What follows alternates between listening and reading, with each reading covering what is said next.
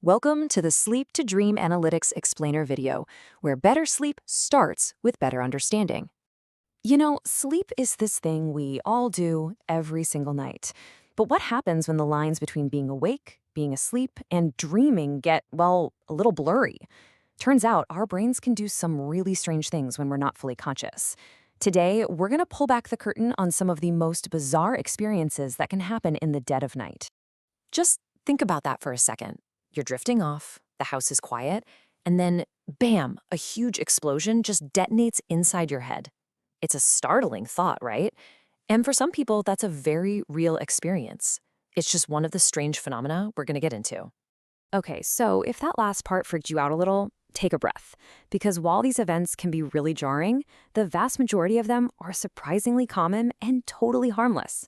We're here to understand them, not to give you a new reason to be anxious about bedtime.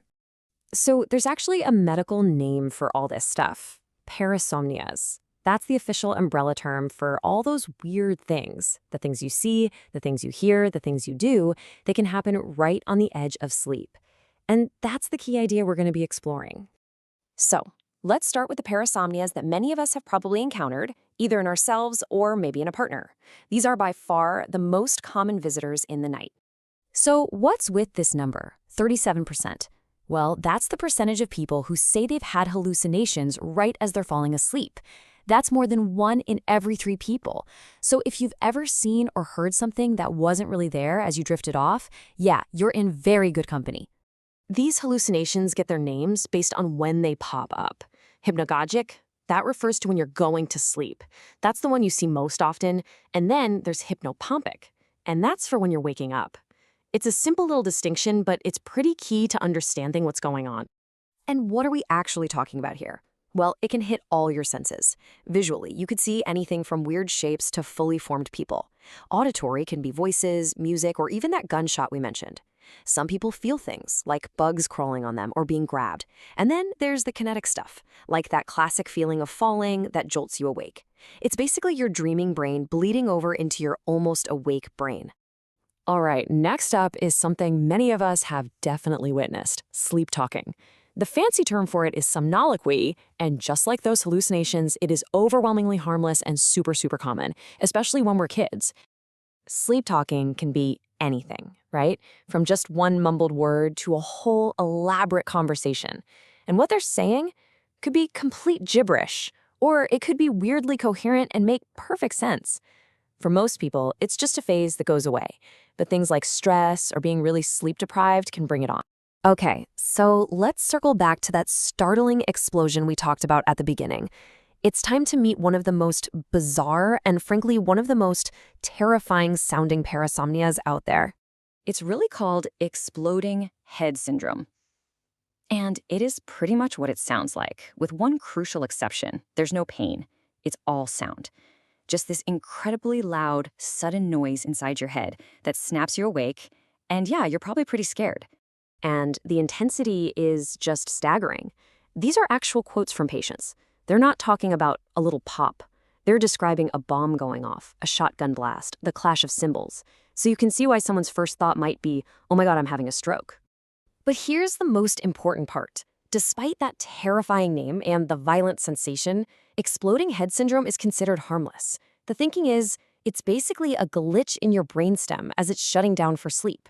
Instead of powering down smoothly, a bunch of your hearing neurons just fire all at once, and that's what creates that internal boom. For most people, just being told that it's not dangerous is all the treatment they need. Okay, let's move on to our next visitor. And this one can be tough because it comes with a lot of social stigma, but at its heart, it's a medical issue. We're talking about sleep enuresis, or bedwetting. Now, sleep enuresis is mainly an issue of childhood development, and you can see a really clear and dramatic drop in how common it is as kids get older. About 10% of 6-year-olds have it, but that falls all the way to just 3% by age 12, and it's even lower for adults. For most kids, it's just something they grow out of. Now, there's a really important distinction to make here. Primary enuresis means a child has never really had a long period of being dry at night. This is the common kind that often runs in families and just goes away with age. But secondary enuresis is different. That's when someone, a kid or an adult, starts wetting the bed again after they've been dry for at least 6 months. And that's a whole different story. And this is exactly why it matters so much, especially for adults. When bedwetting starts up again, it's not just an inconvenience. It can actually be your body's way of sending up a flare, signaling that something else is going on. Things like obstructive sleep apnea, diabetes, or even Parkinson's. That makes it something you should always talk to a doctor about. So, that brings us to our final and honestly our most critical section. We've said that most parasomnias are harmless, but now we need to talk about the times when they can be a real cause for concern. Here's the bottom line. Sometimes a strange sleep event isn't just a glitch. It can be an early and really important symptom of a developing neurological disease. And knowing how to spot the difference is key. This is where we have to connect the dots. For instance, if an older adult starts having complex, really vivid visual hallucinations at night, it can be a sign of conditions like Parkinson's. There's also something called REM sleep behavior disorder. That's where people physically act out their dreams. That is a very strong predictor of future neurodegenerative disease because it means the brain mechanism that's supposed to paralyze you during dreams isn't working right. We've already covered secondary enuresis. And then there are even super rare things like Iglon 5 parasomnia, which can be identified by specific sounds during sleep. So if you take only one single thing away from this entire explainer, please let it be this. If you or a loved one develops a new parasomnia in adulthood, or if a long-standing one starts to change or happen more often, that is absolutely your signal to talk to a medical professional. Finding the cause early can be critical.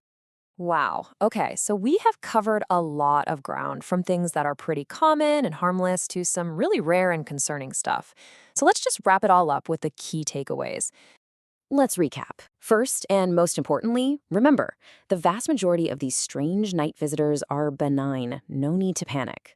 Second, a lot of the time just understanding what's going on is the only treatment you need. But, and this is key, awareness is everything.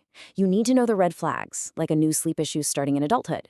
And finally, the simplest rule of all, when in doubt, talk to a doctor. Which leaves us with one last really fascinating question, doesn't it? The brain is just this impossibly complex machine. The parasomnias we've talked about today are just the known glitches, the documented quirks. It really makes you wonder, what other mysteries, what other incredible processes are unfolding inside our heads every single night, just beneath the surface of our awareness? Thank you for watching the Sleep to Dream Analytics Explainer video. We hope you sleep well and dream easy.